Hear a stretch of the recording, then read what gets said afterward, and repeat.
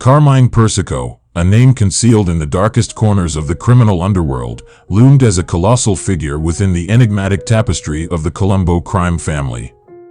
With a rap sheet spanning a gamut of illicit activities, from racketeering to the most brutal of murders, he etched his name into the annals of a history shrouded in intrigue. A virtuoso of cunning and deception, his reach extended far beyond New York City.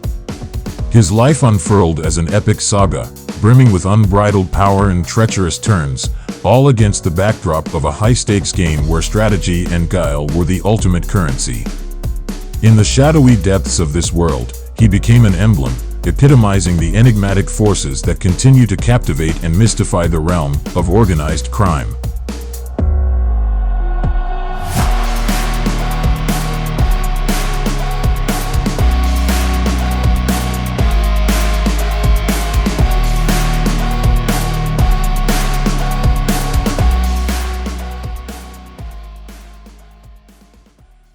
Carmine Persico was born on August 8, 1933 in Brooklyn, New York, to Carmine John Persico Sr. and Susan Plantamura. He had two brothers, Theodore Persico and Alphonse Ali Boy Persico. His father, Carmine Sr., was a legal stenographer for several law firms in Manhattan. The family lived in the Carroll Gardens and Red Hook sections of Brooklyn. At age 16, Persico dropped out of high school and was already the leader of a Brooklyn street gang known as the Garfield Boys. He may have actually been a member of the South Brooklyn Boys in 1950, which was the Garfield Boys' replacement gang. Persico, then 17 years old, was detained in March 1951 on charges of fatally beating another teenager in Prospect Park, Brooklyn. However, all charges were dropped. Longtime capo Frank Abitamarco, commonly known as Frankie Shots, led an independent crew of policy racketeers and robbers in South Brooklyn's Gowanus and Park Slope neighborhoods. Frankie Shots recruited Persico into the Profaci crime family, the predecessor to the Colombo family, in the early 1950s. Persico initially engaged in loan sharking and bookkeeping before branching out into robberies and hijackings. Persico racked up more than a dozen arrests in the 1950s. The felony charges were often dropped or reduced to misdemeanors with the help of the Profaci family's cadre of politically connected attorneys who knew how to rig Brooklyn's criminal court proceedings. He quickly became involved with three other young Brooklyn soldiers in the Profaci crime family, the Gallow Boys, who consisted of brothers Joe, Larry, and Albert Gallow. Persico advanced swiftly, and in his mid-20s, he became a made man in the Profaci family. According to the book, Carmine Persico and His Murderous Mafia Family, Persico made his bones when he whacked Albert Anastasia. However, declassified FBI intelligence reports confirm that between December of 1962 and July of 1963, Alfredo Sant'Antonio secretly furnished valuable intel regarding the murder of Anastasia and who were the shooters, among other classified information. However, I won't be getting deep into this in this video, but on July 11, 1963, two guys entered a flower shop at 197 Avenue T in Brooklyn, New York. They approached Sant'Antonio behind the counter and shot him 5 times before fleeing. Gregory Scarpa, a mafia informant, revealed that mafia bosses planned to use Sant'Antonio's murder to undermine informant Joseph Valachi's scheduled appearance before a United States Senate committee investigating organized crime. Anastasia's murder, however, would remain unsolved. To continue with our story, the South Brooklyn crew's independence became an issue for mob boss Joe Profaci in the late 1950s. Feeling entitled to the majority of the policy racket revenues, Abitamarco's crew, the Gallows and Persico began withholding mandatory tribute payments to Profaci.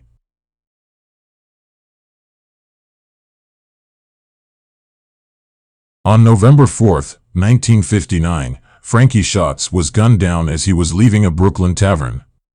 The ambitious Persico and the Gallows expected Profaci to reward them with Frankie Shots' Brooklyn rackets. Instead, he dispensed all of Abitamarco's loan sharking and numbers spoils to his older cronies.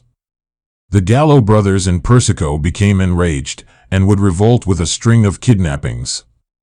Joe Valachi, the first mafia soldier to publicly break omerta, claimed that Persico informed him during the uprisings that he and other members thought Profaci was taxing them more heavily on their illegal income than the more experienced wise guys were. On February 27, 1961, the Gallows kidnapped Profaci's top men, underboss Joseph Mogliacco, Joe Profaci's brother Frank, Salvatore Musacchia, and John Shimone. Profaci avoided capture and took flight for safety to Florida. All the hostages were peacefully released after negotiations between Profaci's consigliere Charles Lo and the Gallows. However, once his men were released, Profaci reneged on his deal with the Gallows, and an internal battle erupted. On August 30, 1961, Joseph Gioielli, an enforcer for the Profaci crime family linked to the Gallows, was reported as missing. Carmine Persico was about to become the main deserter and double-crosser in the Gallows trenches. Shortly after the battle started, he joined the Profaci side of the internal war. According to Valachi, the recently retired Frank Costello persuaded the younger mobster that his Cosa Nostra loyalty should rest with his boss, Profaci. On August 20, 1961, a police sergeant on a routine inspection walked into a South Brooklyn bar, known as the Sahara Lounge. The sergeant came across men struggling inside the bar, and one of the men had a rope around his neck. The assailants then ran for the door.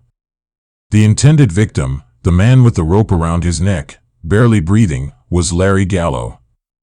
A second policeman, Patrolman Melvin Blay, watching from the police car, jumped out chasing the men to a nearby parking lot. As Blay approached running, a gun emerged from a getaway car window and shot Blay in the face. The three assailants were Persico, Sally D'Ambrosio, and John Shimone. But true to the code of omerta, Gallow refused to utter a word. Persico's mob reputation for deceit was cemented by his unsuccessful attempt to strangle Larry Gallow, which gave him the moniker, the Snake. By this point, it was obvious that Profaci was using Persico and the others to eliminate the brothers, and the Gallows would respond by striking back. Just as a matter of interest, according to FBI files, on September 21, 1961, while Aniello Della Croce was dining at the Luna restaurant in Lower Manhattan, he was attacked by members of the Gallows.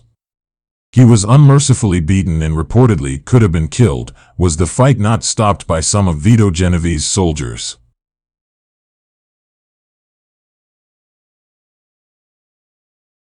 Persico and Shimone were indicted later in 1961 for the attempted murder of Larry Gallow, but the charges were dropped when Gallow refused to testify.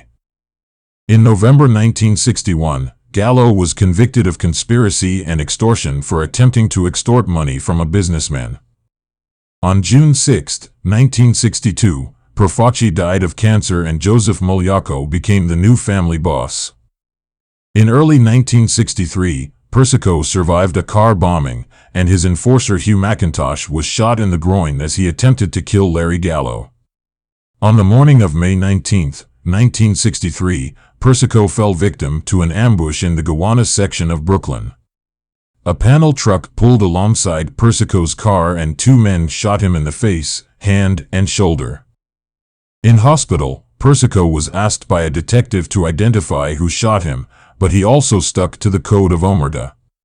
Supporters of Persico used the story that a shot penetrated through his jaw and that he had spit out the bullet, just to enhance his reputation as a tough guy, where in fact, he never regained the full use of his left hand. In late 1963, after an unsuccessful attempt to take over the commission, which was planned by Joseph Bonarno, Mogliacco was forced into retirement for his role. The hitman Mogliacco had given the contract to kill bosses Tommy Lucchese and Carlo Gambino, and who inevitably revealed the plot to the intended targets, Joseph Colombo, was made the family boss. The Profaci family now became the Colombo family, and Persico was promoted to capo in recognition of his services to the Profaci-Colombo crime family. Persico's crew was among the Colombo family's most lucrative by the late 1960s, but he still had one unresolved matter to deal with, the 1959 truck hijacking in Brooklyn of a $50,000 cargo of linen. Hugh Apples McIntosh, his bodyguard and talented accomplice in crime, was his primary co-defendant. The hijacking charge ensnared Persico in court for a decade, becoming one of the longest federal prosecutions ever recorded in New York's Eastern District. The first trial in 1961 ended in a hung jury. A year later, he and McIntosh were convicted, but the verdict was overturned on appeal. A third trial was halted with the May 19, 1963, shooting. In 1964 he was convicted for a second time, but that decision also was reversed on appeal. A jury at a fifth trial in 1968 found him and McIntosh guilty. After 3 years of recondite arguments, the verdicts were finally sustained in 1971 by an appeals court. Persico received the maximum prison term of 14 years while McIntosh got 6 years. However, in 1971, Persico was back in court on another charge before the federal appeals procedure was concluded. His attorneys achieved his acquittal on all accusations, 10 counts of loan sharking conspiracy, during a closed trial in December of 1971. As with the most of his arrests, an important witness on whom the prosecution was counting to implicate him in the loan sharking business vanished just as the trial began. In February of 1971, Joe Gallow was released from prison. On June 28, 1971, 6 months before Persico's loan sharking trial, Joseph Colombo was shot 3 times by Jerome Johnson, with 1 bullet hitting him in the head, at the Second Italian Unity Day rally in Columbus Circle sponsored by the Italian-American Civil Rights League. Johnson was immediately killed by Colombo's bodyguards. Because Joe Gallow had developed relationships with African-American gang members while incarcerated and vowed to start a new gang war unless he received $100,000 in compensation, both the mafia and law enforcement suspected he had planned the hit. According to sources, after the Colombo shooting, Joseph Iacovelli assumed the role of acting boss, and it was also assumed that he was acting on behalf of Persico. In January of 1972, Persico began serving his hijacking sentence. According to informant Gregory Scarpa, he was aware that after Colombo was shot, Persico was running things. According to Selwyn Robb, the Colombo elders chose Tommy DeBella as interim boss. On April 7, 1972, Joe Gallow and his family entered Umberto's Clam House in Manhattan's Little Italy to celebrate his 43rd birthday, where he was later shot and killed. Persico's will to maintain power in his criminal organization was unaffected by prison. Hugh McIntosh, who was on parole, and his 2 brothers served as conduits for his instructions as he put together a formidable block in the Borgata. Even though he was still imprisoned by the late 1970s, he was acknowledged as the family's head, and his formal installation was simply pending his release from prison.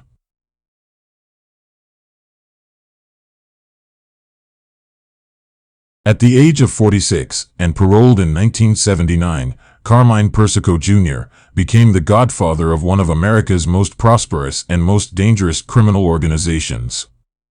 Shortly after Persico went to prison back in '72, a police raid conducted on his 59-acre estate uncovered a stockpile of about 50 rifles and 40 bombs. The police arrested 5 individuals, which included his brother Ali Boy and Jerry Lang. It was unfortunate for the recently released Persico that the FBI's proactive campaign against the 5 New York families began at the same time as his homecoming. The FBI began specifically pursuing and observing mafia leaders and their administrations. In November 1980, agents descended on Persico with a 26-count indictment for a conspiracy he had participated in while imprisoned. Hugh McIntosh and Persico's cousin Andrew the Fat Man Russo attempted to bribe an IRS inspector in 1977 and in 1978. In May 1981, federal marshals inadvertently crashed a meeting Persico was holding in Brooklyn with other mafia family leaders. However, they were actually looking for his brother Alphonse Persico, who had jumped bail on a racketeering charge. The men at Persico's meeting included Sam DeCavalcante and Thomas DeBella. On May 14, 1984, Persico surrendered to U.S. Marshals for violating parole by associating with known criminals. On August 11, 1981, Persico pleaded guilty to one count of a 6-count indictment, which was conspiracy to commit bribery and obstruct justice. It was agreed that the 5-year sentence Persico faced would run concurrently with the 4-year sentence which he began serving in May that year for the parole violation. On November 9, 1981, after his plea deal in August, Persico was sentenced to 5 years in federal prison. In March 1984, Persico was released after serving less than 3 years, but what he did not expect was the government's next move. He was being pursued by the FBI and federal prosecutors on 2 fronts, a RICO indictment that named him as the Colombo family head and his involvement in the commission case. The commission case was to strike a blow against a ruling committee consisting of the 5 New York family bosses that meet to resolve disputes or discuss criminal activities. On October 25, 1984, the FBI began a nationwide manhunt for Carmine Persico. U.S. Attorney Rudolph Giuliani said he believed Persico fled after an article about the case had been leaked to the New York Post. On January 31, 1985, Carmine Persico would be the 390th fugitive and the only mafia boss ever included in the FBI's list of the 10 most wanted criminals. A 4-month manhunt ended when Fred DeChristopher, related through marriage to Persico and later a witness in the commission case, informed the FBI that Persico was in fact hiding out at DeChristopher's home in Wantagh, Long Island. Unbeknownst to Persico, DeChristopher had been relaying information to the FBI for a few years, apparently after being caught up in a sting operation. Persico was arrested on February 15, 1985 at the home of DeChristopher. On July 1, Persico pleaded not guilty along with 10 other New York Mafia leaders after a previous indictment on a second set of racketeering charges as part of the Mafia Commission trial. Persico made the decision to act as his own lawyer at the beginning of the Commission trial. On June 14, 1986, Persico was convicted of racketeering in the Colombo trial, and on November 17, he was sentenced to 39 years in prison. On November 19, 1986, Persico and the other commission trial defendants were convicted on all charges. On January 13, 1987, Persico was sentenced to 100 years in prison to run consecutively with his 39-year sentence in the Colombo trial, a $240,000 fine, and was also given no option for parole. The strongest evidence against Persico for the Colombo trial was the testimony of DeChristopher and Joe Cantalupo, a former Colombo crime family associate who turned informant. Persico would brag to DeChristopher how he had run the family from prison. The prosecution also counted on electronic eavesdropping, in which Jerry Lang's conversations about Colombo family rackets were recorded. Carmine Persico was sent to the United States Penitentiary near Marion, Illinois to serve his combined 139-year sentence. According to Colombo hitman and FBI informant Gregory Scarpa, Persico planned to have the lead prosecutor, Rudy Giuliani, killed in late 1986. However, it was rejected by the Mafia Commission. On March 7, 2019, Persico died at Duke University Medical Center in Durham, North Carolina, at the age of 85.